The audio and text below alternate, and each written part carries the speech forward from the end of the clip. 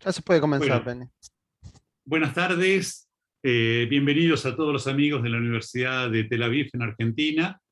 Estamos continuando con nuestro ciclo de actividades y bueno, dentro del contexto argentino y en particular de la economía, que lo hemos seguido con algún detalle, sabemos perfectamente que tenemos un contexto muy difícil y que se arrastra de largo plazo. Hace 40 años que no crecemos, que invertimos poco, que estamos educando mal, un país estancado, en donde fundamentalmente tenemos un primer problema que es el centro de atención de todos los economistas, que es las inconsistencias macroeconómicas, en donde los aspectos monetarios, los aspectos fiscales y la inflación es nuestro centro de atención. Y esto es totalmente correcto, porque esta es la condición necesaria, pero no es la condición suficiente para mejorar el bienestar de la gente.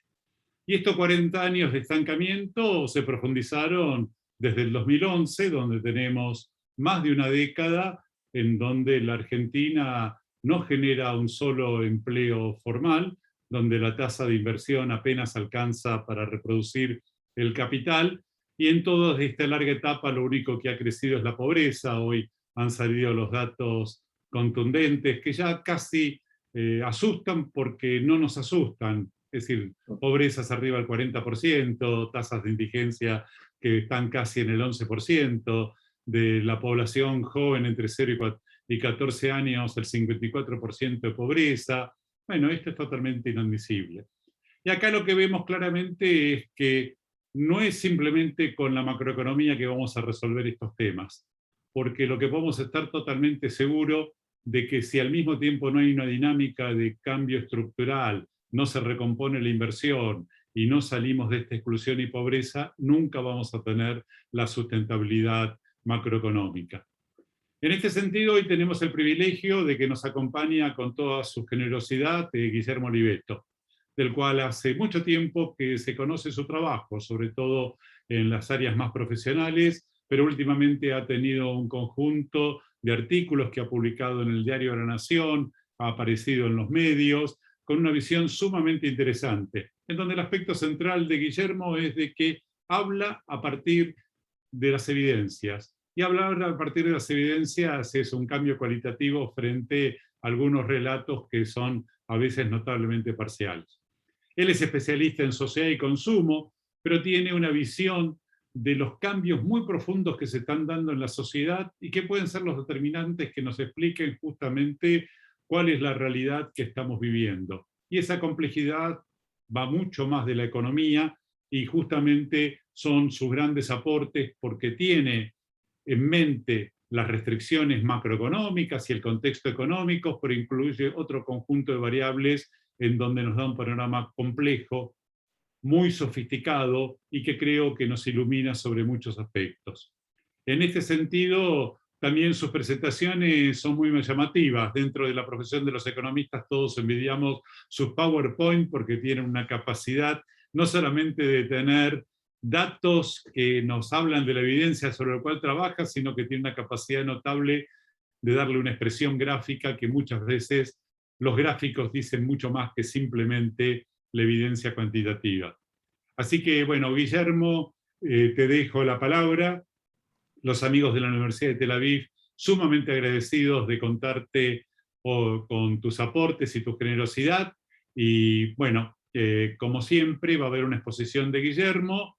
Ustedes pueden chatear y después vamos a hacer un intercambio que va a estar mediado por mí en términos de haber seleccionado algunas de las preguntas que surgen del chat. Adelante, Guillermo, bienvenido. Bueno, Beni, muchas gracias. Es un placer. Agradezco mucho a la universidad esta invitación. Cuando Raúl me convocó, dije, por supuesto, ahí vamos a estar compartiendo nuestra mirada sobre cómo están las cosas en Argentina. Voy a compartir mi presentación. A ver si... Déjenme ver. ¿Ahí lo ven? Estamos ok, perfecto. Bueno, este es un análisis que nosotros comenzamos a hacer en mayo del año pasado y desarrollamos esta idea de un modelo analítico basado en tensiones que pudiera expresar ciertas tendencias, ¿no? Que pudiera expresar qué es lo que estaba provocando la pandemia, más la cuarentena, porque fue la conjunción de ambos fenómenos la que impactó muy fuerte en la vida y naturalmente luego en los patrones de conducta de la gente a partir de ese impacto. Desarrollamos un concepto en nuestro laboratorio de tendencias, que es Alma Trends, el que mira el mundo, el que está en contacto con otros laboratorios a nivel global, que se llamó el hábitat viral. Y quiero detenerme un segundo luego a explicar por qué le pusimos ese nombre, qué implica y qué significa, porque esto nos permite pensar el futuro de una manera distinta que si tomamos algunos otros de los conceptos que estuvieron procurando de algún modo ponerle un nombre a lo que estaba ocurriendo. Bueno, lo que hacemos en la compañía es esto, nosotros ayudamos a pensar estratégicamente, como decía Beni, basados en datos, en evidencias. Este es nuestro modelo de trabajo, miramos mucho el contexto, miramos el mundo, generamos un diagnóstico y por supuesto sobre eso planteos para accionar. W es la compañía que hace estrategia, Alma Trends la que nos ayuda a pensar las tendencias. Dicho todo eso, les cuento el porqué del hábitat viral. Básicamente fue porque luego de estar un mes sin emitir opinión, salvo las 2 columnas que tenía quincenales en La Nación, cuando ocurre el cierre, decidimos en un punto ponernos algo contrafácticos con un concepto que estaba en ese momento muy potente y que era el de la nueva normalidad. Y quiero explicar por qué. En primer lugar, afirmar que la nueva normalidad fue un hallazgo muy rápido a nivel global, que tuvo un valor, y ese valor fue darle una nomenclatura sincrónica, digamos, a lo que estaba ocurriendo. Y eso claramente fue muy valioso. Todos sabíamos de qué estábamos hablando en el mundo cuando decíamos New Normal. Ahora, desde nuestro enfoque, lo que veíamos era que también ese concepto, más allá de la potencia, tenía algunos claroscuros. El primero era llamar normal a algo que no tenía nada de normal. Y el segundo era llamar a algo como nuevo, que implicaba que quedaba atrás todo lo demás, cosa en la que tampoco nunca creímos. Y digo esto fundamentalmente porque al comienzo de la pandemia circularon 2 papers, sobre todo el primero tuvo mucho impacto, de unos pensadores belgas bastante jóvenes, donde señalaban que lo que venía era una not-touch economy, una economía sin contacto. Y eso generó en mucha gente mucho temor, porque en definitiva implicaba, por ejemplo, que el comercio tradicional o físico estaba hackeado, que para ir a un restaurante la gente exigiría que fuera una especie de gran quirófano. Digo, algunas cosas que en aquel momento podían ser plausibles frente al shock de lo que estaba sucediendo, pero que lo que nosotros veíamos de algún modo era una subestimación de la condición humana. Salvo que la pandemia durara 20 años, difícilmente las personas estuvieran dispuestas a resignar mucho de la vida que teníamos, fundamentalmente porque esa vida nos resultaba muy interesante. Y fue entonces que elaboramos esta idea del hábitat viral, que lo que buscaba expresar es que esto era claramente un mundo nuevo, con reglas nuevas, un hábitat nuevo, pero que iba a durar mientras durara el hecho que lo gestó, y eso era el virus. Lo cual implicaba no pensar, primero, A, que esto era normal, era profundamente normal, B, que esto era nuevo y todo lo anterior quedaba atrás, sino presuponer que esto duraría mientras durase el virus. Por lo tanto, era un tiempo que tendría algún grado de espacio, ¿no? Duraría un año, 2, 3, lo que históricamente ha quedado demostrado que suelen durar las pandemias y por supuesto después analizaremos todas sus consecuencias. Dicho esto, este año los laboratorios con los cuales nosotros trabajamos de afuera están hablando ya de algo que nos parece muchísimo más interesante, que es el concepto de intercovid, es decir, un interregno, un tiempo entre 2 tiempos marcado por el COVID. En definitiva, si uno pensaba así, podía en un punto definir una estrategia de supervivencia, estoy hablando desde el punto de vista comercial, para tratar de llegar a cuando esto terminara. Y en ese sentido, los que ahora que estamos ya mucho más cerca del final, después repasaremos algunas de esas proyecciones, los que llegaron tienen una oportunidad que si hubieran creído que todo iba a ser digital, tal vez hubieran abandonado el negocio que tenían, ¿no? Entonces, bueno, ese fue un poco el planteo y me parece importante arrancar por acá, primero para explicar el porqué del título, qué significa, y en segundo lugar, porque me parece que es central a la hora de pensar el fenómeno. Vamos a arrancar por comprender el impacto que tuvo, sobre todo en la dimensión emocional, la conjunción de pandemia más cuarentena, sobre todo en la Argentina. Arranquemos primero por el mundo. Si algo aprendimos el año pasado, fue que todo era muchísimo más frágil de lo que creíamos. Finalmente nos preparamos durante mucho tiempo para preservarnos frente a un ataque, entre comillas, viral, desde el punto de vista tecnológico, y sin embargo, lo que terminó provocando, lo que ocurrió fue un virus de verdad, ¿no? Un virus a secas. Todo lo que no podía pasar, pasó. No se podía dejar de fabricar, se dejó. No se podía dejar de consumir, se dejó, o se dejó por lo menos de consumir de cierta manera. No se podía dejar de viajar, los aviones estaban todos en tierra. En el mes de abril, entre abril y mayo del año 2020, todos sabemos que el petróleo llegó a tener un valor negativo, debajo de cero, ¿no? ¿Por qué? Por todo esto, porque todo lo que no podía ocurrir, ocurrió. $34 negativos costaba el petróleo, el WTI, el que cotiza en Texas, Estados Unidos. Y en segundo lugar, el confinamiento también fue un fenómeno transversal y global. El mundo se cerró. Hubo también en aquellos meses,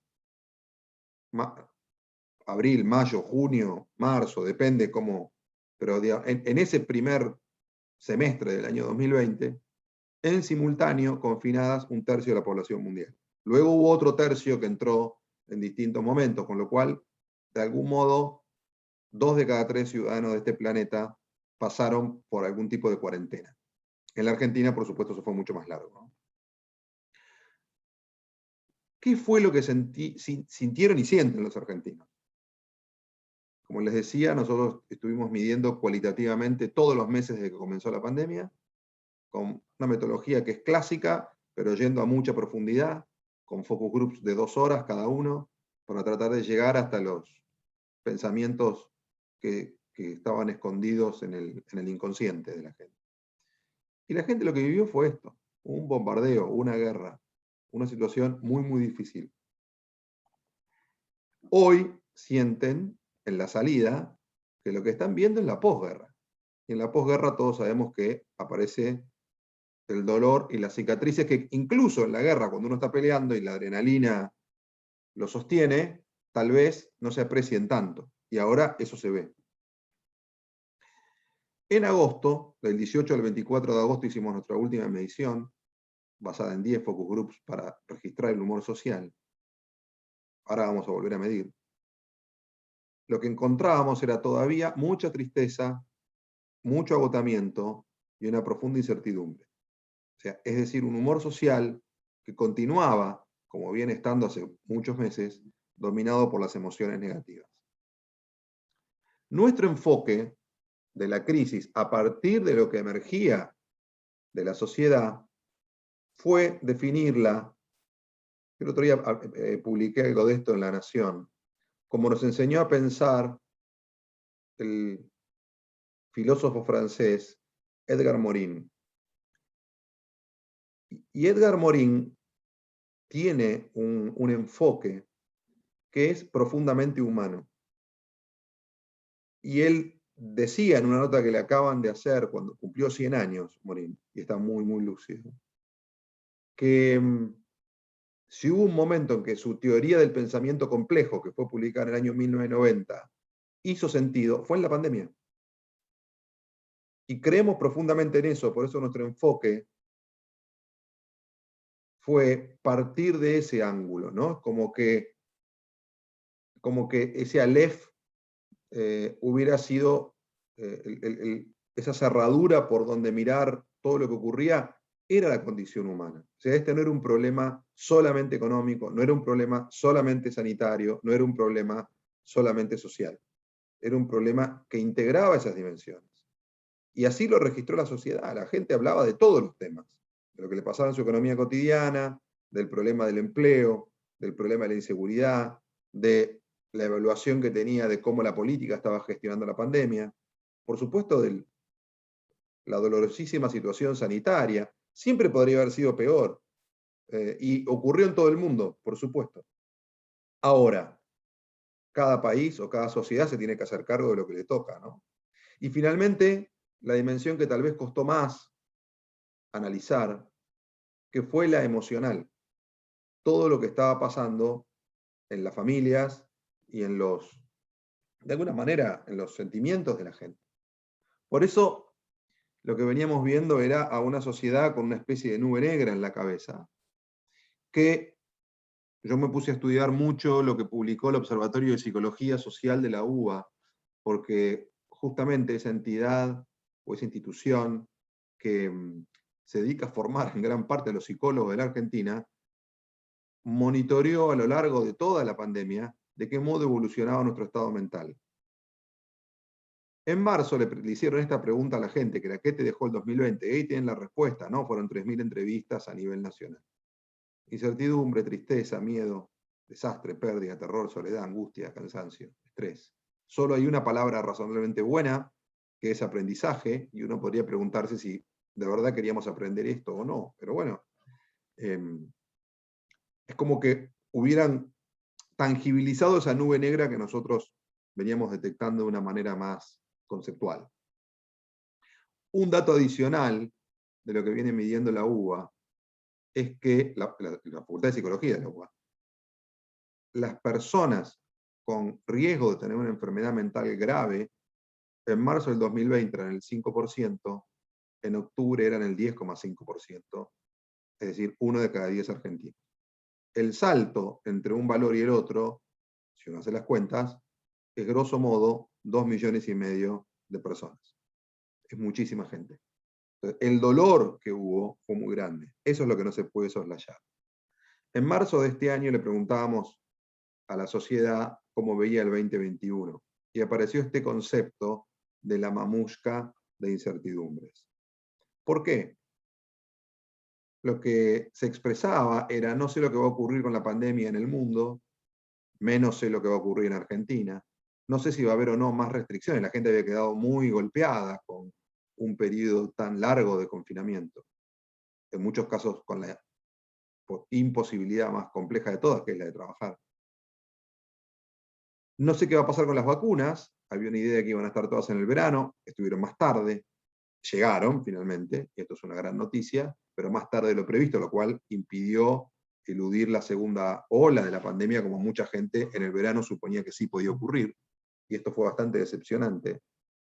Y luego venían todas las variables de la economía cotidiana, la inflación, el empleo, la posibilidad de consumir.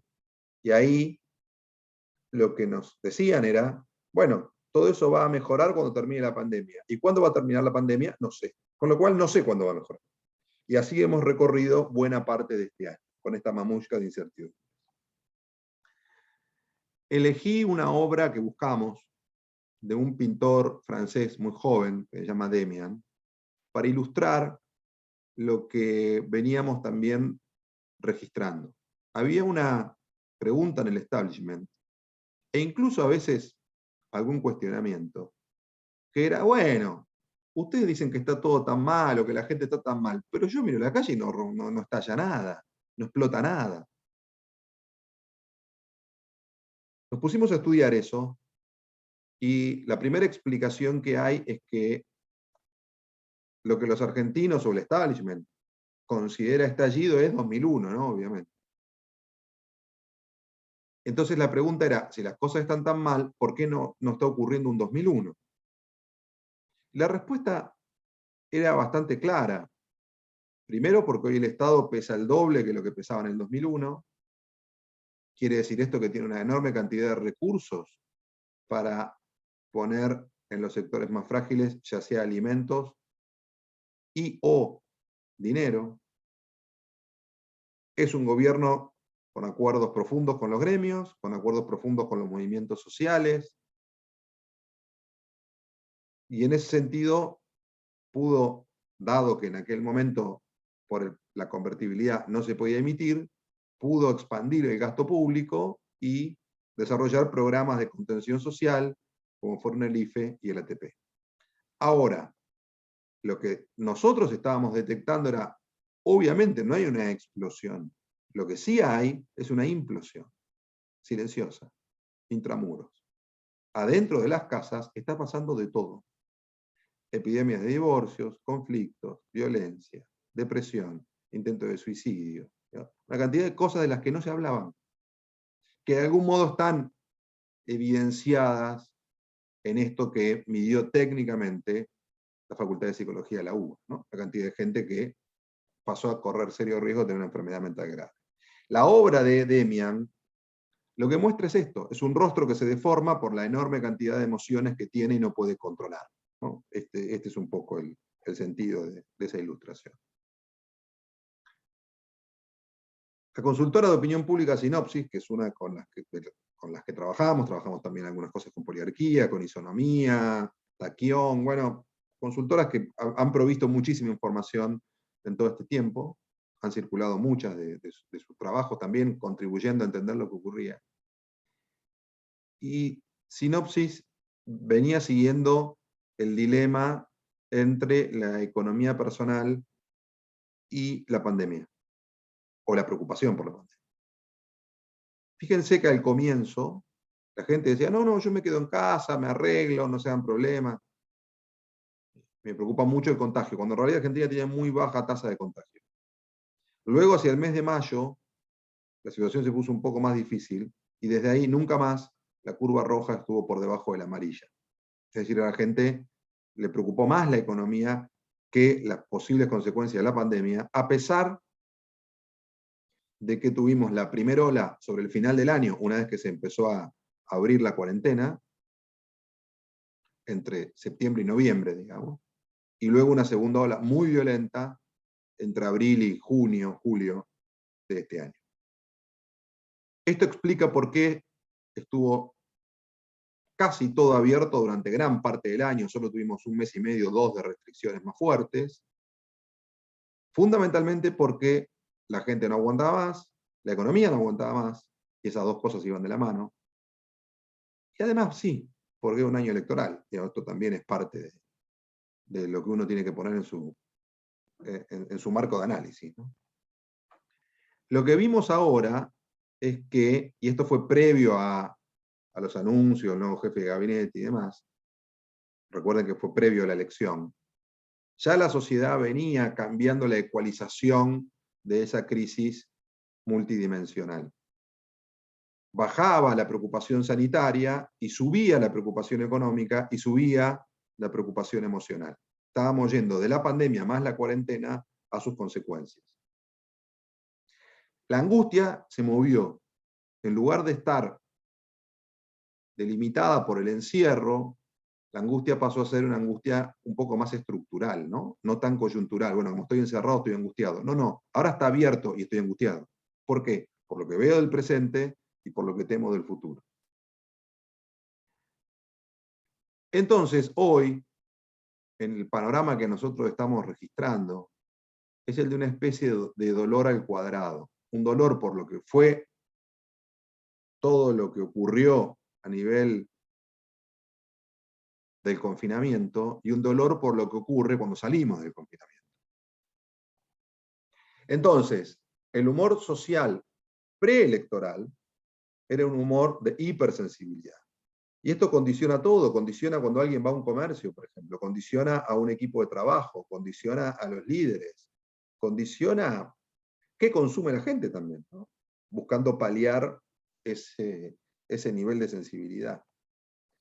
Una sociedad que se siente vulnerable, profundamente vulnerable, frente al cansancio, la incertidumbre, en algún punto el hastío, y también, ahora vamos a hablar de la parte económica, la pérdida del poder adquisitivo. No pasó nunca, entonces decía esta trama de 5 dimensiones entrelazadas entre sí, como nos enseñó a pensar Morín, en la lógica del pensamiento complejo, donde una se empuja y con la otra, donde se conectan, donde se influyen mutuamente, y a veces es muy difícil descifrar. Y yo lo que decía el otro día es, si bien el mundo en el que vivíamos requería mucha velocidad, ojo que lo que está pasando en un punto nos está requiriendo profundidad.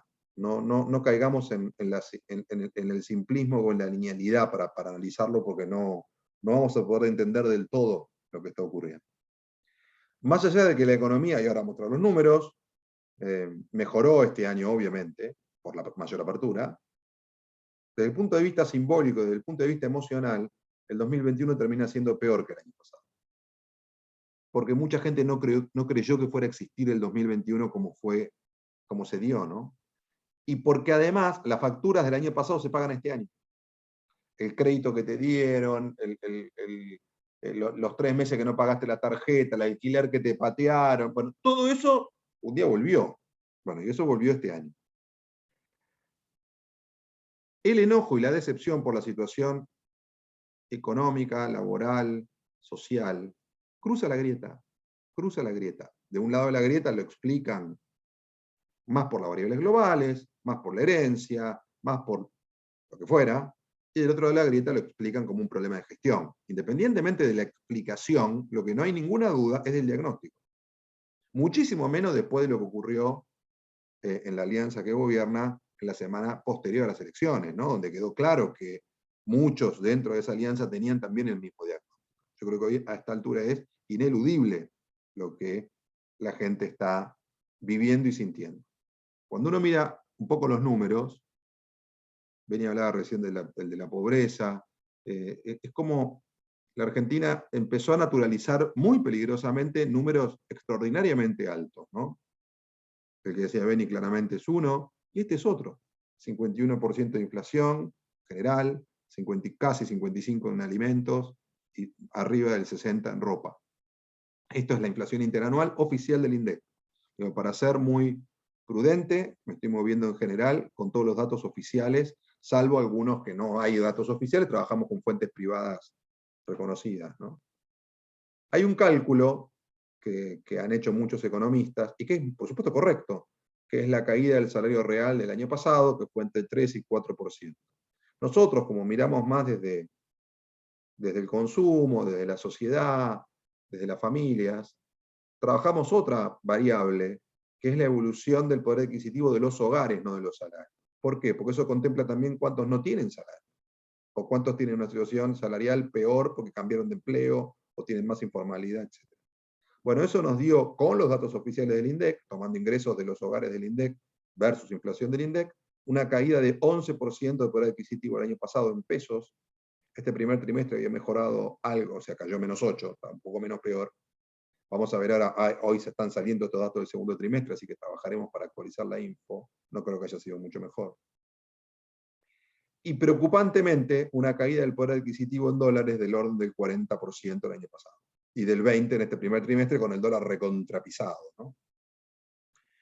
Uno podría preguntarse, eso está medido al dólar blue, ¿para qué medimos caída de poder adquisitivo en dólares? Bueno, porque así lo piensa la gente. Porque en definitiva, cuando va a comprar un celular, eso de una u otra manera tiene dólares. Cuando va a comprar un televisor o cuando va a comprar una moto. Sí, dólar oficial, sí, pero en algún lugar el blue se mete, ¿no? El blue mete la cola.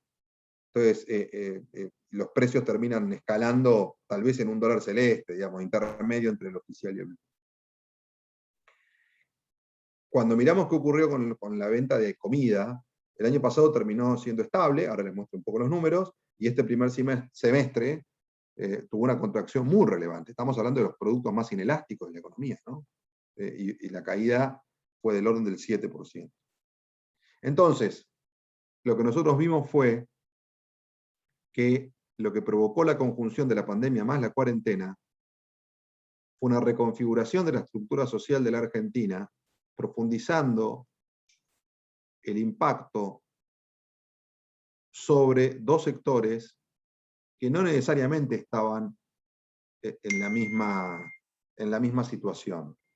Ahora, por supuesto, económicamente no lo están, ¿no? Lo vamos a ver, pero que no estaban tan pegados, que es la clase media baja y la clase baja no pobre, que es un segmento muy relevante que se suele subestimar cuando a veces se piensa solo en clase media o pobreza. En el medio está toda esa gente, que es la que no tiene un subsidio del Estado y que vive, por supuesto, de su trabajo. ¿Por qué estos dos grupos fueron los de alto impacto? Bueno, porque son los que necesitan salir todos los días a la calle para poder trabajar. Los que no tienen resto, los que no tienen tantos ahorros, los que no tienen tantos amigos que le puedan prestar. Los que en definitiva, en muchos casos están en la informalidad o en un trabajo parcial. Bueno, ahí se sufrió muchísimo la imposibilidad de salir de tu casa, ¿no? Y imaginen, se voy a poner cualquier ejemplo. El mozo de un restaurante o de un bar, cuyo sueldo 70% es la propina. Entonces, con el IFE no resolvía ni el sueldo, muchísimo menos la propina. Para poner un ejemplo cualquiera. Arriba había mucho más resto, había dólares comprados a precio de hoy claramente baratos, ya fuera con el blue de Cristina o con el oficial de Macri, a pesar de las dos devaluaciones que tuvo Macri. Hay amigos, hay contactos, hay posibilidad de hacer nuevos negocios. Todos sufrieron la caída, todos. Pero había más resto. Y abajo estaba el Estado. El Estado que decíamos antes con la capacidad de poner dinero y alimentos por rápido. Traducido a pesos, estos son pesos del cuarto trimestre del año 2020. Si lo quisiéramos, voy a hacer todas estas cuentas muy finitas ahora que están saliendo los datos. Nosotros trabajamos los ingresos en base a la encuesta permanente de hogares del INDEC y los proyectamos hacia arriba. Muchos creen que, pero qué bajos esos números, está mal. Bueno, el INDEC da menos que esto. Y es la mejor encuesta de ingresos que hay en Argentina. Lo corregimos hacia arriba con un proxy que desarrollamos y que, bueno, como todo proxy aproxima, ¿no? Nada es exacto.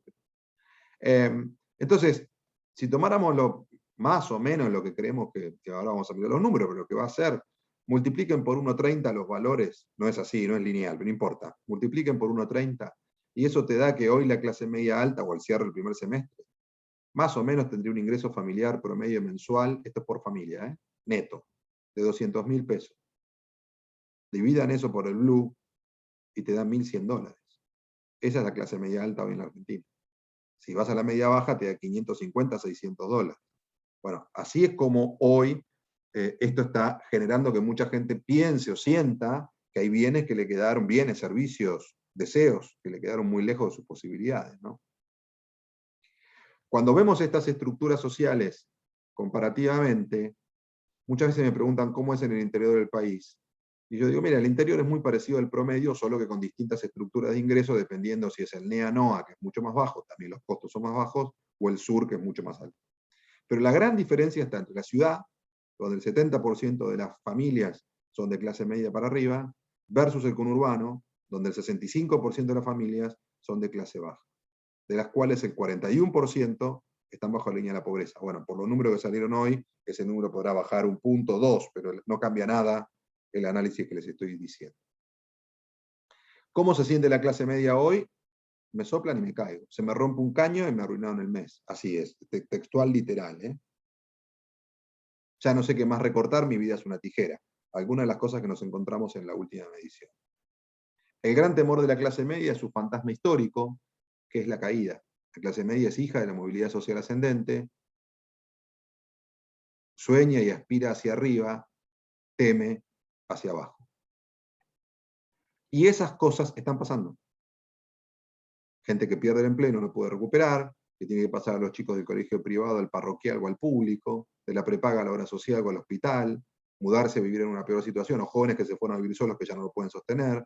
Mucha gente que nos dice, no estoy usando el auto. Volví al transporte público, al tren, al colectivo. ¿Por qué? Porque no puedo pagar el seguro, porque no puedo poner combustible. No lo vendo porque siento que si lo vendo me desgarro, digamos, pero lo tengo ahí y lo uso, lo tengo para emergencias, ¿no? Algo que nos apareció muy fuerte.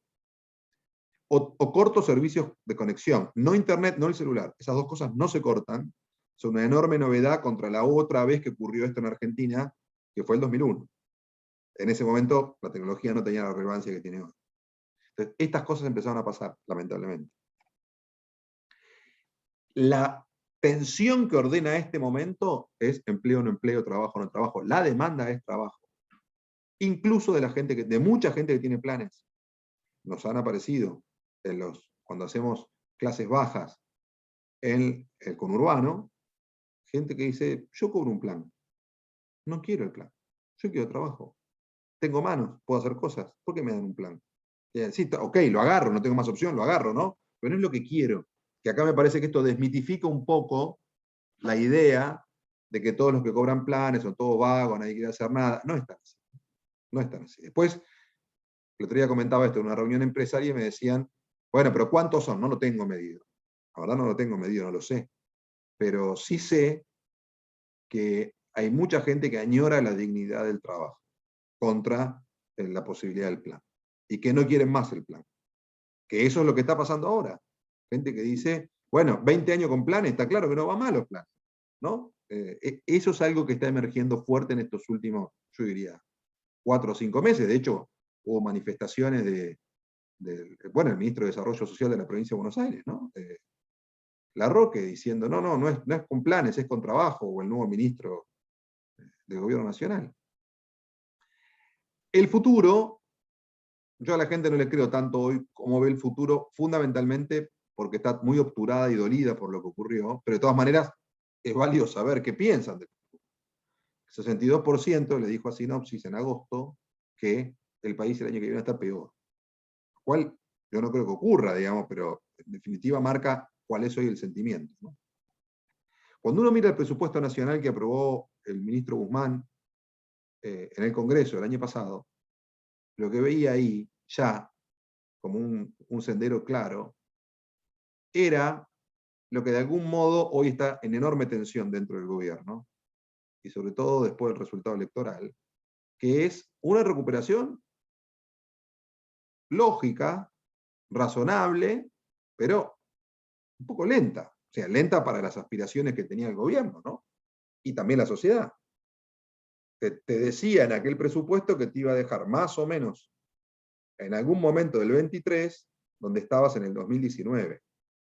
Bueno, eso naturalmente, Beni después lo podrá explicar con más detalle, tenía muchos supuestos adentro, entre otros que tampoco podían seguir imprimiendo como venían, porque si no, la inflación, como habían hecho en el 2020, la inflación iba a ser muy compleja, ¿no? Por lo tanto, había que frenar un poco la expansión.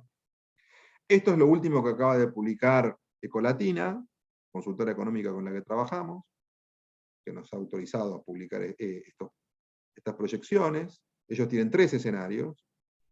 Trabajan con el intermedio, con lo que consideran el más probable, que es una expansión bastante más fuerte que la que preveía Guzmán para este año, justamente porque hubo mucho menos cierre, digamos. Pero fíjense que el crecimiento para el año que viene es muy bajo, 2 puntos. Con una inflación del 47% y con un tipo de cambio que pasa llega hasta los 160, obviamente el oficial. Una brecha alta. Y este es el escenario bueno. Después hay un escenario peor que lo tiene a la derecha. Y yo diría que hoy, más o menos, con todos los economistas con los que... Yo soy licenciado en Administración de Empresas, no soy economista. Trabajo mucho en la economía real, digamos, en la cotidiana, en analizar a la sociedad y a los consumidores, pero obviamente interactúo con macroeconomistas todo el tiempo. Y la gran mayoría hoy están viendo un escenario no muy distinto a este. La gente que no tiene los números de Ecolatina, que no tiene el presupuesto de Guzmán, que no tiene nada, lo que dice es salir de acá va a llevar un montón de tiempo. Esto va a ser muy difícil. Hay una toma de conciencia, casi como si la pandemia hubiera transparentado la situación real en la que se encontraba la Argentina. Va a llevar tiempo salir de acá. Bajemos al consumo. Bueno, el consumo en el que estamos es propio de una guerra o de una posguerra, ¿no? Primero entendamos qué ocurrió el año pasado. Esto fue un delirio. Pero mientras uno más mira esto, fue un delirio. Fue surrealista. Lo cual no quiere decir que estuviera mal o bien hacerlo. Lo que digo es, entendamos que fue surrealista. Todos juntos en casa todo el tiempo, rompió el tablero. Rompió todo el tablero, desarticuló todo. Entonces, la tensión que ordenó ese caos fue el hogar contra la calle. todo lo que podía llegar al hogar razonablemente anduvo bien en el 2020. La calle se rompió, pero se rompió literal. Digo, presentó convocatoria de acreedores el Porciso el otro día. Cerró el Sheraton de Córdoba. A poner 2 ejemplos cualquiera. Digo, cerraron restaurantes, bares, digo, gente que trabajaba en eventos. Piensen en el Coca-Colero que vendía en la cancha hace 1 año y medio que no trabaja ese hombre. Digo, o estará trabajando, habrá inventado otra cosa, digamos, obviamente, ¿no? Paradójicamente, al comienzo hubo una ilusión de poder adquisitivo. ¿Por qué? Porque el 40% de los gastos promedio de un hogar, medidos por el INDEC, no se hacía. ¿Cómo lo vas a hacer si no lo podías hacer? Recreación, cultura, restaurante y hotel, todo cerrado. Transporte, no te podías mover de tu casa, salvo que fueras esencial. Los shoppings tuvieron 7 meses cerrados. Es distópico eso, ¿eh? No hay ningún negocio, ustedes lo saben muy bien, que esté preparado para estar cerrado 7 meses. Ninguno. Ninguno. Yo viví el 2002 muy de cerca, manejando una compañía, muchos empleados y demás. O sea, sufrí el 2002. Y me acuerdo, en el verano aquel, que fui, no me acuerdo, 10 días a Pinamar, ver a los mozos sobre la calle Bunge esperando que entre algún cliente. Pero esa gente estaba dando la pelea, por lo menos. Acá el problema fue que la gente no pudo ni salir a pelear. Y esto fue muy destructivo. Entonces, todos esos sectores de la calle que yo les contaba antes quedaron muy golpeados porque acá, digamos, todo ese 40% de dinero que recibían ellos de una u otra manera salió de juego, ¿no?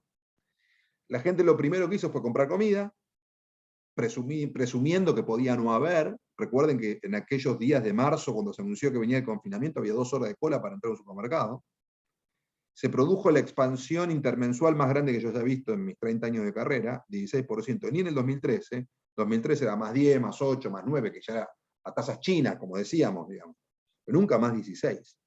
Bueno, después obviamente había tanto stock que los otros meses fueron negativos o flat, y además la plata se empezó a mover hacia otros sectores. Veamos cómo viene este año, y acá hay un dato también de la realidad interesante. Cuando uno mira este año, yo antes les mostré el primer semestre cayó 7, hecho hasta agosto cayó 5%, 5,5% ese mercado, consumo masivo. Pero fíjense que en supermercados crece 2% y en autoservicios cae 11%. ¿Esto es normal? No. ¿Qué está pasando? Bueno, en un lugar hay precios congelados, controlados, cuidados, y en el otro lugar hay precio de verdad. ¿Dónde va la gente? ¿Dónde están los precios cuidados? ¿Por qué? Por los problemas que tienen con su poder adquisitivo, naturalmente. Y porque la gente no es tonta, tiene muy claro lo que está pasando. El segundo lugar a donde fue el dinero fue el hogar. Nosotros lo llamamos el hogar búnker en aquel momento. Y es un legado que probablemente deje la pandemia con cierta solidez. ¿Por qué el hogar búnker? Pues tiene que ser oficina, colegio, gimnasio, sala de entretenimiento y tratar de que siga siendo una casa, ¿no? Fíjense que los insumos para la construcción, grifería, pinturas, bolsas de cemento de 50 kilos, adhesivos, etc., que caían 74% en abril, en unidades, en volumen, ya crecían en junio. O sea, esa gente pensó que se fundía en abril. En julio festejaban. Esto también fue la locura de lo que pasó adentro del hábitat viral. Y la flexibilidad que exige eso en un negocio, ¿no? Por supuesto, se combinó con algo que los argentinos dominan muy bien, que es la brecha cambiaria. Bajar tanto el costo de la construcción en dólares, la gente salió a comprar insumos para la construcción, pero además era porque estabas todo el día en tu casa. ¿Qué vas a hacer? Cambiar la cortina, ese sillón no me gusta, me aburrí, agrandá, hacer una pequeña oficina, no podemos estar todos acá en el mismo lugar, los chicos. Lo otro que creció fueron los periféricos de computación, todos compramos lámparas, muchos compraron laptops porque la necesitaban, bueno, todo ese tipo de bien. Cuando voy al otro mundo, al mundo ese de que necesitaba de la calle, lo que veo es, en diciembre, que naturalmente, como la economía es como una cañería, ¿no? Si uno cierra la canilla, no sale agua. Abrís, saldrá borbotones, costará, pero vuelve a salir. Entonces, los mercados empezaron a arrancar, fin de año. Puse diciembre en un mes, el último. Ahora, lo que yo no puedo olvidarme es del acumulado interanual. Si yo le hubiera dicho a cualquiera de todos ustedes en el 2019, que en el 2020 la venta de autos iba a caer 25%, la de ropa 35%, la de los shopping 60, la del comercio en general 20, y la de la gastronomía 50, me hubieran dicho que estaba delirando. Bueno, fue lo que pasó. Entonces, suponer que eso era inocuo y se iba a resolver fácil, yo creo que era subestimar las leyes de la economía. Y mucho más la de la economía real, porque ahí hay mucha gente que perdió su negocio, perdió su capital de trabajo. En un país en que, como decía Beni, le falta mucha inversión, ¿no? Además.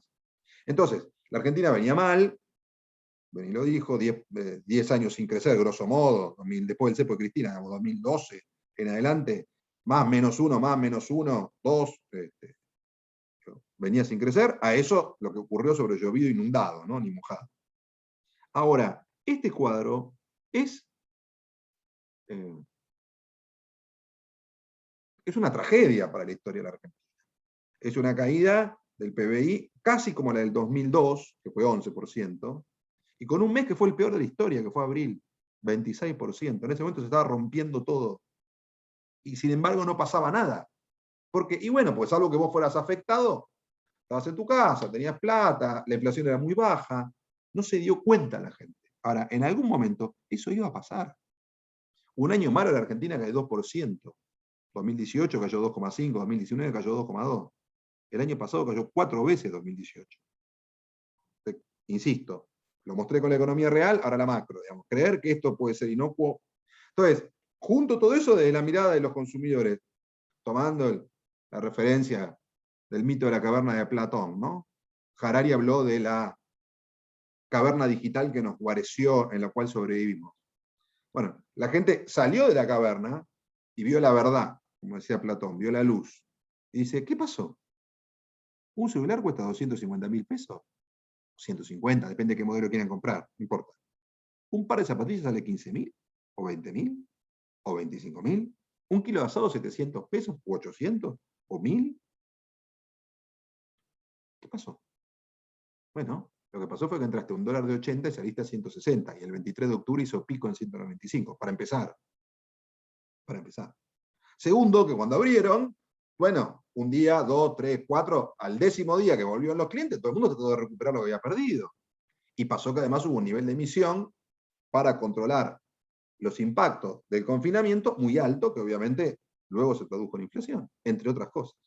Entonces, apareció una idea que es la de precios obscenos. Ya no son ni altos ni caros, son obscenos. Argentina tiene además un altísimo problema de nominalidad hoy. Uno ve cosas que dice, ¿cómo puede ser que cueste esto? ¿Te suena? Todo es mucho, ¿no? 10.000 es mucho, 15.000 es mucho, 50.000 es mucho. Pasás a dólares y decís, no, es un precio internacional razonable, o puede estar incluso barato. Oportunidad, naturalmente, para cuando reabra el turismo a partir del 1 de noviembre. La Argentina en dólares está regalado. Entonces, la palabra para los argentinos que ganan pesos es que muchas cosas se les volvieron incomprables. Y esto está provocando transferencias y cambios en los patrones de conducta. Gente que cambia de canales de compra, que se mueve, que dice esto, cambia de marcas, pues dice, no, bueno, ahora yo me tengo que readaptar. El Triángulo de las Bermudas de la Argentina viene del 2012 por lo menos. Nosotros lo llamamos, apareció un textual muy fuerte en aquel momento que fue la plata no alcanza. Bueno, nunca se fue esa idea, nunca se fue. Subió y bajó el volumen, pero nunca se fue. Que es cómo cierra la ecuación de precios contra salarios y trabajo. Insisto con esto, no alcanza solo con chequear los precios contra los salarios. Hay que chequearlo también con cómo va el empleo. Porque la Argentina tiene mucho empleo informal, además. Entonces, abriste, genial. La gente sale, buenísimo. Quiero ir al cine, quiero ir al teatro, quiero irme de vacaciones, quiero. Todo lo que decían los de No Touch Economy que no iban a querer. No, sí quiero, mentira, no les creo nada a esa gente. Buenísimo, ya no tengo más miedo, quiero. Ah, pero no puedo. Entonces, la tensión que se arma ahora en la salida es entre los deseos y las posibilidades. Por eso, los consumidores, ¿cómo siguen? A la defensiva y con la guardia muy alta, y teniendo que elegir, ¿no? Teniendo que elegir y cambiando de marcas, cambiando de productos, etc. Veamos algunos mercados para ver dónde estamos parados. El mercado del hogar búnker sigue bien. 51% de crecimiento interanual en los insumos para la construcción entre enero y julio. Obviamente está comparando contra algunos de esos meses de tanta caída. Muy difícil comparar números contra el 2020. Pero bueno, julio contra julio da 7, eso es más razonable. Y julio contra junio de este año da 1. O sea, lo que el mercado hizo fue recuperó rápido y empezó a estabilizar arriba. Pero este mercado todavía viene bien, quiere decir que la libido de la gente puesta en el hogar todavía está traccionando esa billetera. El mercado de la construcción grande también viene razonablemente bien, esto es la obra pública, genera mucho empleo porque es mano de obra intensiva. Fíjense este caso, que a mí me ayuda mucho para explicar los números, en la complejidad que ya sabíamos que iba a tener este año. El mercado de autos crece 28%, es espectacular. Más o menos. ¿Cuántos autos están vendiendo por mes? 30.000, 32, 28. Y hoy no hay autos, ¿no? Hoy les cuesta mucho tener stock. Ok. Con Cristina en el 2013 vendieron 955.000 autos. Con Mauricio en el 2017, 900.000. Entonces, ya todos sabíamos que ese mercado no era real, estaba inflado por primer tipo de cambio, lo que fuera. Pero la industria esperaba un mercado de unos 700.000 autos estabilizado.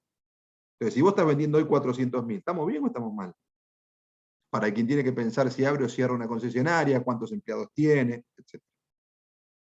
Y el sector de los grandes perdedores, hotelería y gastronomía, aún comparando contra un primer semestre horrible el año pasado, todavía en este primer semestre, según el EMAE del INDEC, está menos 14.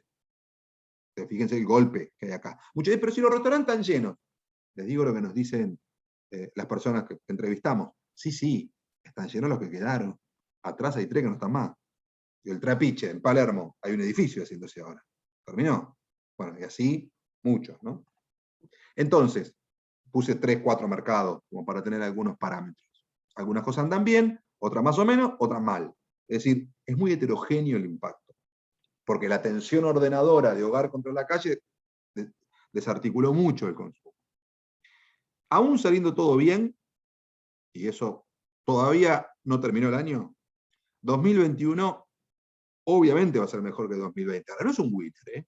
Es un año. Recuperás una buena parte de lo que perdiste, todavía te falta, hay muchas inconsistencias, así que veremos.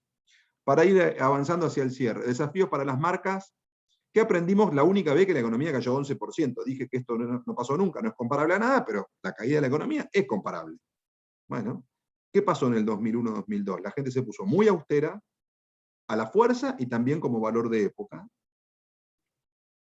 Fíjense cómo crecieron las segundas marcas, el color azul, pasaron del 30% del mercado de consumo masivo al 50%, y les costó años recuperar a las primeras marcas, que es el color rojo, la participación de mercado que tenían. Estos 2 charts son míos de esa época. Lo que hice fue buscar los archivos hasta que los encontré. Esta fue la reacción de la industria. Y la pongo como un ejemplo, no importa de consumo masivo, pero me sirve para explicar qué hizo la industria muy inteligentemente. Dijo, ¿la gente tiene menos dinero? Muy bien. ¿Y está más austera? Sí. Lo que yo tengo que hacer es mejorar la posibilidad de que con ese dinero menos que tienen, igual me puedan comprar. Entonces, readaptaron toda su estructura de packaging, ya sea en tamaños, en calidad, en distintas cuestiones que les permitieran vender más chiquito y más barato. Y funcionó muy bien. Affordability, ¿no? De sus primeras marcas. Dicen, bueno, y si no puedo sostener mis primeras marcas, ¿qué? Entonces te doy otra que tengo. No puedo comprar esto, tengo otra cosa. No podías comprar ni siquiera la coca retornable de vidrio, podías comprar Crush. O no podías comprar el Skip más chiquitito, te rescatamos Drive, una marca de los 80. Y la ponemos linda y con otro pricing. Para poner 2 ejemplos cualquiera de todos estos que ven acá. Lo otro que suele ocurrir en estos momentos es que el mercado se pone mucho más informal. Hay 4 personas haciendo la bandina, la venden en unos tachitos, en una esquina. ¿Alguien puede creer que alguien va a ir a hacer algún problema por eso? Difícil. En un país cuyo principal problema es el empleo, ¿no? Entonces, lo que están empezando a ver los consumidores, que necesitan estirar al máximo ese dinero que les cuesta tanto conseguir, como dicen, y después cuando lo tienen, sienten que vale muy poco, es descubrir marcas a las cuales antes no le hubieran prestado atención. Y ellos no dicen hoy segundas marcas o terceras, dicen primeras marcas desconocidas, o primeras marcas sin marketing. Lo cual es un concepto muy interesante, porque lo que están planteando es, no es peyorativo esto que estoy consumiendo, está bien. Y ahí aparecen muchas marcas, ¿no? Lo que nosotros vemos para adelante es que la Argentina se vuelve más low cost, por la estructura social que tiene, por lo que Beni nos contó hoy que se publicó el dato de la pobreza, que eso está muy estructural. Bueno, esto es lo que viene creciendo en la Argentina. La venta en los mayoristas, segundas marcas, el fast fashion casi como un máximo aspiracional, el outlet premium, marcas de indumentaria más económicas, todas con una ecuación de precio-calidad que la gente valora muchísimo.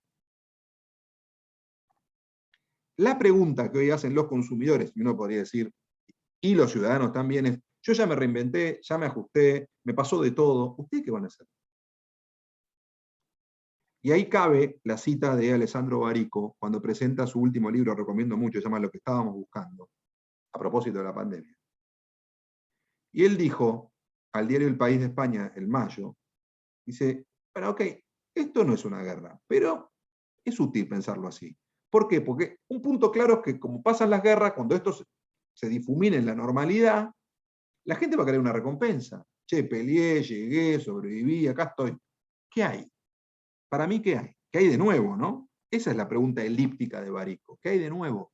Y esto nos pone algo de lo que venía hablado muchísimo, que es innovación como desafío. ¿Qué vamos a tener de nuevo para darle a los clientes cuando vuelvan? Piensen en un hotel, piensen en un bar, piensen en un punto de venta, en un retail de electrodomésticos, de ropa. ¿Qué cambié? Cambié la vidriera, cambié las luces, puse música, te doy un vaso de gaseosa, te doy un café, no sé, algo. Porque ahora todos van a salir a pelear por la misma billetera. Una billetera está mucho más golpeada. Bueno, y para ir concluyendo, ¿a dónde volvemos? Volvemos a la normalidad. Quiero aclarar esto, porque hay una confusión dando vueltas, que es: volvemos a la nueva normalidad. No, no. Si quieren, llámenla así, pero la nueva normalidad fue la pandemia. La gente no quiere volver a la nueva normalidad, quiere volver a la normalidad. Una tensión muy fuerte también de nuestro modelo era entre dos pulsiones humanas fundamentales: el miedo y el deseo. El miedo te permite protegerte, te permite sobrevivir; el deseo te permite hacer algo con esa vida una vez que la lograste sostener. Bueno, esto es lo que viene ahora, ¿no? Lo que decíamos es: cuando baje el miedo, subirá el deseo. Era lo que estábamos esperando. De hecho, hubo momentos a lo largo de todo este ciclo en los que eso ocurrió. Marina, que es un gran filósofo español, es un estudioso del deseo, y él dice: mira, el ser humano tiene 3 deseos básicos: bienestar, vinculación social y afirmación del yo. Ok, vamos a chequear. Bienestar, 0. La venimos a pasar muy mal. Vinculación social, nada, si no nos podíamos juntar. Afirmación del yo, poca, estaba diluida tras una pantalla.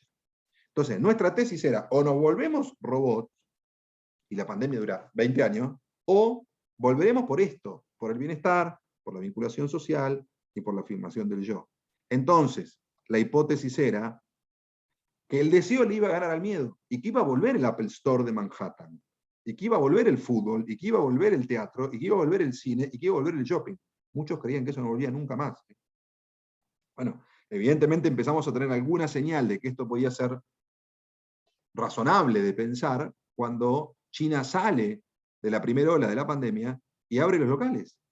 Y el local de Hermé en Cantón, que era nuevo, facturó 2,5 millones de euros en un día. Fue un récord histórico. Bueno, son chinos, es raro, es lejos, hay muchos ricos. Muy bien. Un mes después, abrieron los locales en Francia. La gente se tiró de cabeza a Zara. Y vos, bueno, porque querían comprar ropa, sí, pero en realidad querían algo más profundo, querían recuperar un poco de la vida que tenían. Por eso lo llamamos la revancha de la vida. Lo que aprendimos es que finalmente lo del 2020 fue una avant-première. Esto fue el 2020. Esto fue Italia cuando abren, el primer fin de semana post-cuarentena. Todos sacaron el barbijo: dame un Aperol, dame un vino, dame una birra, como dicen los italianos. Después se contagiaron todos, obviamente. No había vacunas en eso. Esto fue España, Barcelona. Lo que pueden ver ahí es: la gente fue a la playa. Obviamente la temporada turística fue muy mala porque no hubo extranjeros, menos 50. Y esto fue Londres, 4 de julio del 2020, el día que abrieron los pubs. El control absoluto. Muy humano y muy plausible de que fuera a ocurrir, y ocurrió, ¿no? Lipovetsky, que es el principal filósofo global del consumo francés, dijo, después de la crisis, la gente, ¿qué va a necesitar? Airearse. Salir del cuadrado ese en el que estuvo guardada, ¿no? ¿Y eso qué es? Irse de vacaciones, comprar, ir a la peluquería, ver una serie. No sé si es muy elevado, después discutimos moral. Es lo que hay. O sea, lo que está diciendo Lipovetsky es que si vos no entendés la importancia que tiene la sociedad de consumidores como concepto, no estás entendiendo el mundo contemporáneo. Digo, después vos podés decir: no, a mí me gustaría la vida del siglo XVIII. Maravilloso. No estamos en el siglo XVIII. Estamos en el XXI. Harari, enorme ventaja, historiador israelí, ya pudo ver muy de cerca el fenómeno del proceso de vacunación con Pfizer, y además había escrito 3 libros sobre la condición humana, desde que el ser humano era más o menos un simio hasta que iba a terminar siendo una mezcla con un robot, ¿no? Había escrito 3 libros sobre eso. Entonces dijo, también en esa misma fecha, cuando nadie veía nada, esto no es la Edad Media. Digo, esto se va a arreglar. Por supuesto, en el medio, como toda pandemia, es un desastre, ¿no? Fíjense que hace un año estábamos acá aprendiendo que era Moderna o que era BioNTech o que era AstraZeneca. No sabíamos nada. Por supuesto sí conocíamos Pfizer, el laboratorio, o conocíamos Johnson Johnson, pero no mucho más, salvo que estuvieras en ese, y Merck, salvo que estuvieras en ese negocio, ¿no? Entonces, el gran deseo detrás del cual corre el mundo vacunado es back to normal. Y esto yo lo he mostrado en muchas de mis presentaciones, en todos lados, desde marzo, que digo, esta es la revancha de la vida de verdad. Y el primer lugar fue Israel, que fue uno de los primeros lugares, intercomas, todos vacunados, ¿no? Y esta vida quería volver la gente. ¿Qué no touch? Mucho abrazo, mucho disfrute, mucha celebración, mucha gente que creía que nunca más iba a ver esta foto. Bueno, insisto, eso era subestimar lo que somos. Somos gregarios, somos humanos, nos gusta juntarnos, nos gusta tocarnos, nos gusta bailar. Eso tiene que ver con lo que somos como especie, ¿no? Esto era un recital, y esto fue el día que dejaron de usar el barbijo en el aire libre. Algo similar ocurrió un poquito después en Londres, el 12 de abril. No estaba todo abierto acá, faltaban los boliches y las oficinas que se terminó abriendo en julio, y así salió la gente. Todos se tocaron, todos se abrazaron, fueron a Selfridge, obviamente, a comprar. Y el último caso que quería mostrar era New York. Muy interesante. A mí me parece, esta etapa de New York creo que ilustra la pandemia. Porque es la gente chiquitita así, saliendo de un lugar oscuro, tenebroso, de miedo, a la vida, con sol, con luz, gigante, ¿no? Volviendo a encontrarnos y a tratar de recuperar un poco nuestra estatura con esa vida. Quien fuera el gobernador de New York, hoy renunciado, un problema muy grave que tuvo, Andrew Cuomo, cuando abrió, dijo, en junio de este año, la vida consiste en prosperar, es ver a la gente, es amar la vida, es celebrar, disfrutar la vida, interactuar. Señor, dijo 8 veces vida en un mismo párrafo, es que me lo pasé 1 año y medio hablando de muerte. Fue uno de los íconos de la pandemia, Cuomo. Un día después, Coldplay toca en New York, en Queens, y meten 25.000 personas. Miren la cara del líder de Coldplay, de Chris Martin, porque volvía a tocar en vivo después de 1 año y medio. Nunca supusimos que esto iba a ocurrir tan exacto, nobleza obliga. Sí sabíamos, por lo que estaba trabajando la política, por los planes que había, por el año electoral, que había una idea dando vueltas, que era abrir hacia la primavera, decíamos nosotros. Entre agosto y septiembre, en algún momento, dependiendo de cómo evoluciona la vacuna, nunca supusimos que iban a abrir el 21 de septiembre, el día de primavera, que Mansur dijo terminó la pandemia. Discutible, dijo terminó la pandemia. Veremos, ojalá sea así. Para la sociedad hoy, realmente la pandemia, como les mostré, ya desde agosto venía perdiendo ponderación en esa crisis multidimensional. Entonces, ¿qué pueden hacer las marcas, los negocios, las empresas? Bueno, acompañar ese mundo. Primer cosa que yo diría, después de tanta destrucción emocional, el bienestar no tiene precio. Lo que podamos hacer, lo que podamos. Para empezar, trátame bien. ¿Por qué? Porque la vida me viene de tratar muy mal. Cierro con algunas reflexiones para imaginar el 22. Esto lo encontré en noviembre dando vuelta por las redes y me encantó. Todos festejaban, termina el 2020, por fin se va, qué bueno. Lo dejamos atrás, el peor año de la historia, maravilloso. Y a alguien se le ocurrió pensar, che, ¿el 21? ¿Qué trae ahí? ¿Qué hay escondido atrás de esa puerta? Por la duda, miralo de lejos, ¿no? Y anda abriendo despacito. Creíamos que era muy pertinente porque veíamos un año de creciente complejidad por delante. Cuando me decían, hacé proyecciones, le digo, no, pero vos siempre hiciste proyecciones. Sí, ahora no, porque decime cuál de todos. Y entonces desarrollamos un modelo bastante clásico de escenarios. Bueno, pero para construir escenarios tengo que tener cuáles son las variables que condicionan los escenarios o que los definen. Y ahí sí había variables nuevas. ¿Qué va a pasar con las vacunas? ¿Llegan, no llegan? ¿Cuántas? ¿Cuándo? ¿Va a haber nuevas restricciones? ¿Cómo? ¿Cuánto? ¿Dónde? Yo creía que iba a haber restricciones. Algunos clientes que teníamos creían que no. Después fueron más cortas de lo que nosotros pensábamos. Sí, porque el gobierno claramente cambió el parámetro epidemiológico. Con una situación muy complicada, pero igual, digamos. Entonces, ¿por qué? Porque el año pasado le quedó muy larga. Bueno, realmente todos están aprendiendo en este sentido, pero eso le costó caro, ¿no? La devaluación, muchos economistas la preveían en octubre del 2020, después se fueron calmando con la soja. Shock inflacionario, no hubo un shock, pero inflación de 52%, ya la mostré. Acuerdo con el fondo, tendíamos a pensar que no, básicamente por el tema del año electoral. Control de precios, claramente suponíamos que iba a haber, lo hubo, cepo y demás. Y conflicto político y social, tendíamos a pensar que no, la semana post-paso fue realmente compleja. Lo que quiero decir es, creo que para pensar el 2022 habría que construir cuáles son estas variables y construir de vuelta escenarios.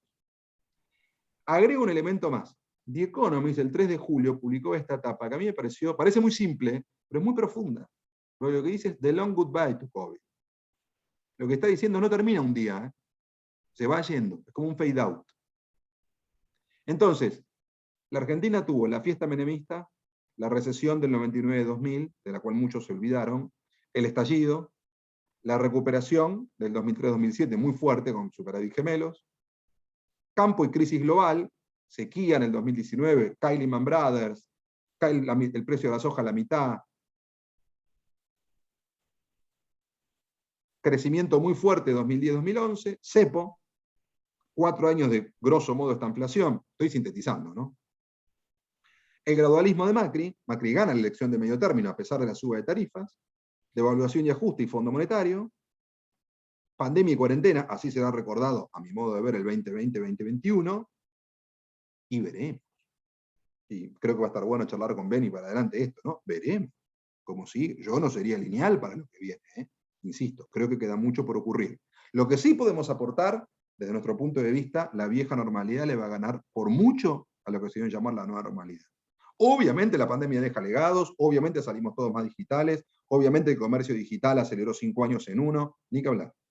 Ahora, el resto, nuestra hipótesis es que tiende a volver todo o casi todo. ¿Por qué? Porque, primero porque nos interesaba mucho esa vida, y además porque el ser humano decía lo que escasea, por eso creemos que los perdedores de la pandemia van a ser los ganadores de la pospandemia, los que hayan llegado. Traduzco, no va a haber tickets. El Lollapalooza, cuando venga, van a tener que hacer 4 recitales, 4 días, no 3. No va a haber lugar. Acaban de meter 360.000 personas en Chicago. Un estadio de béisbol en Estados Unidos, 66.000 personas, una opinión al lado del otro. O sea, cuando la gente terminó, terminó. Todavía no está ocurriendo eso en Argentina, faltan 10 minutos. Salvo que cruce la Delta, ¿no? Que está dando vueltas por ahí. Y cierro con esta idea que nos gusta mucho como framework para pensar el futuro, que es la esperanza sí realista. ¿Qué es la esperanza realista? Lo escribió Terry Eagleton en un libro que me pareció muy interesante, que él dice esperanza sin optimismo. Me llamó mucho la atención el título, digo, ¿cómo es esto? Y él dice, mira, el optimismo es una banalidad, no aporta mucho. Ahora, distingamos la esperanza, que es otra cosa. La esperanza es proyectarnos en el futuro, imaginar algo que consideramos posible, o sea, no delirante. O sea, para eso tenés que entender muy bien el contexto, por eso empecé por explicar dónde está Argentina, y luego ponerle el cuerpo, luego tener entusiasmo, empuje para llegar hasta ahí, ¿no? O sea, es deseo más expectativa, sí, pero en el marco de lo posible. No es solo, me gustaría que las cosas salgan bien, ese es mi deseo y no hago nada, pues así no hay manera. Entonces, en este tiempo tan oscuro, lo que planteamos es, el optimismo va a andar bien porque somos los campeones del mundo, porque somos Argentina, porque si yo, no. Ahora, quiero llegar hasta ahí, entiendo dónde está Argentina, veo qué oportunidad tengo y me muevo para eso y me juego para eso, es otra cosa y me parece mucho más razonable. En ese sentido yo diría buena lectura, la mejor que puedan, mucha precisión, prudencia, porque queda mucho por ocurrir, lo que puede venir todavía es complejo, y mucha flexibilidad, porque por un lado puede recuperar la apertura, por otro lado hay situaciones macroeconómicas muy complejas, entonces va a haber que tener mucha capacidad de reacción. Para los dos lados, primero para no dejar plata arriba de la mesa, y segundo para no correr riesgos de los cuales después no podamos volver. Bueno, muchas gracias, dejo de compartir la pantalla y charlamos con.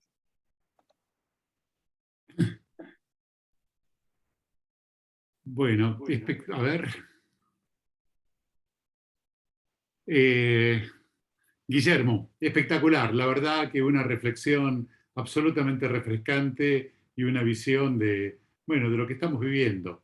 Y claramente hay un eje articulador que es el más significativo de todo lo que has planteado, que es esta sensación de pérdida de ilusión. Y ahí nos presentaste las 10 etapas un poco más recientes de la Argentina. Podemos Quizás, ir para atrás, ¿no, Ben? sí, sí, de alguna forma Yo me imagino viendo la película de Woody Allen de Medianoche en París, y en donde uno tiene alguna nostalgia sobre el pasado.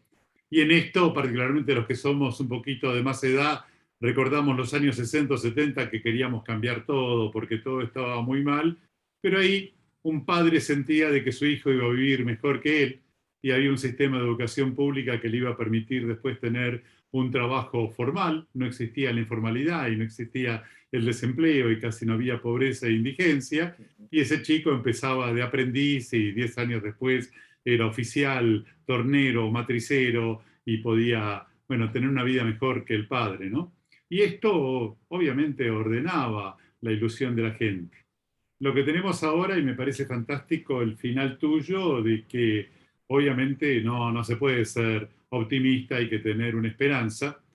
Y en esto también hay que pensar de que la sociedad argentina antes de esto era notablemente heterogénea, y ahora somos más heterogéneos. En lo productivo y en lo social, y hay una total correspondencia entre los sectores modernos, productivos, y la gente que está integrado a ellos, y el resto de la sociedad, en donde es espectacular la pirámide que vos mostrás, en donde la clase media-baja es el sector notablemente más afectado. Pero para mantener un poquito la esperanza, vos también en algunos artículos te leí, eso es bueno, que quizás una de las cosas que nos sorprendió es la alta capacidad de adaptación que tuvo mucha gente, como para tener flexibilidad y tratar de ver cómo se podía acomodar en la nueva situación. No solo en esto de cómo se aceleraron los procesos previos anteriores en las cuestiones más modernas de la digitalización y ese tipo de cosas, sino donde la gente trató de ver, bueno, cómo de alguna forma podía sobrevivir. Y la Argentina demostró de que tiene una muy alta flexibilidad para poder apuntalarse. Y me parece que eso es un activo importante para pensar un futuro en donde obviamente la esperanza la tenemos que mantener. El diagnóstico es muy duro y no hay macroeconomía que tolere esta exclusión, esta pobreza y este estancamiento que vivimos.